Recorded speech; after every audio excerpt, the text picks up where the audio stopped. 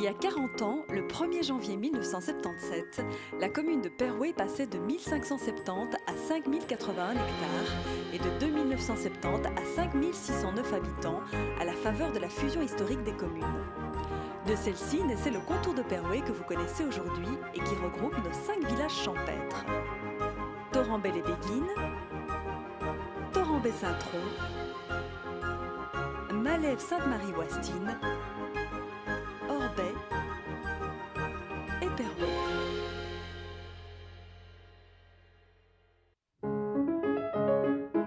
L'étymologie de Malève varie selon les auteurs. Pour certains, il s'agit d'une mauvaise voie, pour d'autres, d'une mauvaise eau. Sainte-Marie fait directement référence à la patronne de son église, tandis que Ouastine désigne une terre en friche.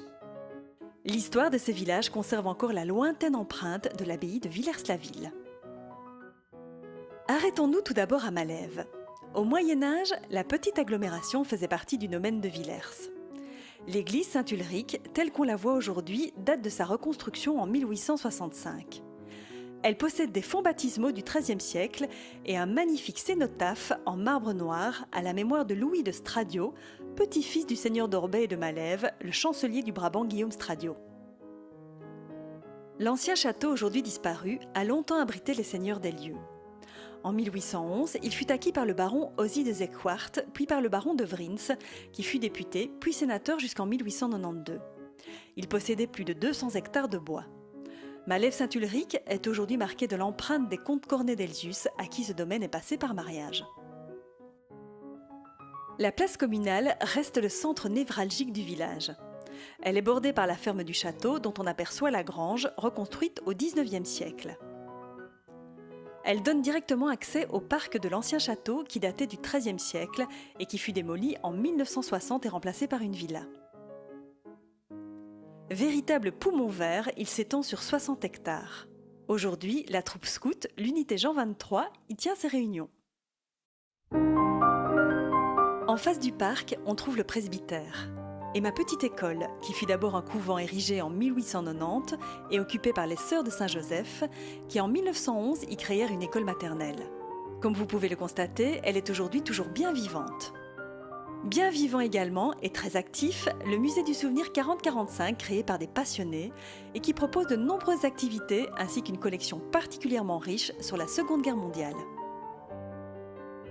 Arrêtons-nous maintenant à Sainte-Marie. Dès le XIVe siècle, par échange avec le chapitre de Saint-Denis de Liège, Sainte-Marie aboutit dans le giron des moines de Villers.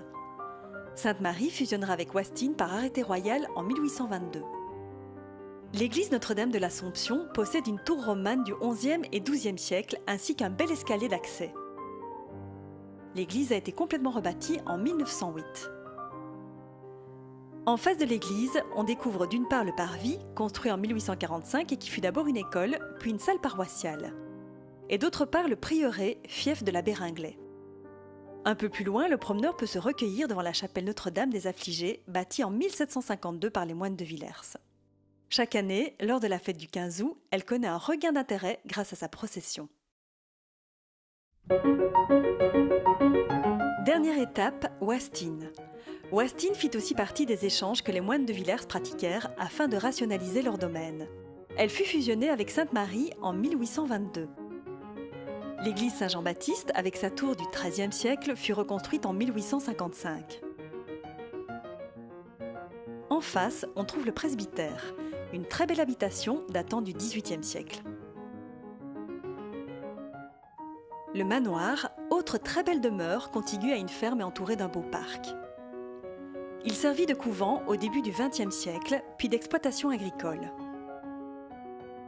L'activité économique de Malève est centrée avant tout sur l'agriculture, avec plusieurs exploitations dont certaines ont diversifié leurs activités pour répondre à la demande du consommateur. Ce qui caractérise avant tout Malève, Sainte-Marie et Ouastine, c'est une certaine quiétude due en grande partie au patrimoine resté quasi intact au cours du temps pour préserver la beauté du site et une qualité de vie. C'est un lieu qui a du souffle, hein. C'est formidable. Quand moi je me promène dans ce village, je vois à la fois de grands horizons et ça me réjouit beaucoup. Je me sens emporté, mais en même temps je suis très incarné, c'est très terrien. Donc c'est un souffle, mais qui n'est pas un souffle dans les nuages, c'est un souffle qui est vraiment sur terre. C'est un village aussi qui a beaucoup de simplicité. Depuis tout petit, j'ai grandi ici. J'étais à l'école à Malève, à l'école maternelle près de l'église. Et puis après, j'étais à l'école communale à Sainte-Marie. Et j'ai grandi tout le temps ici.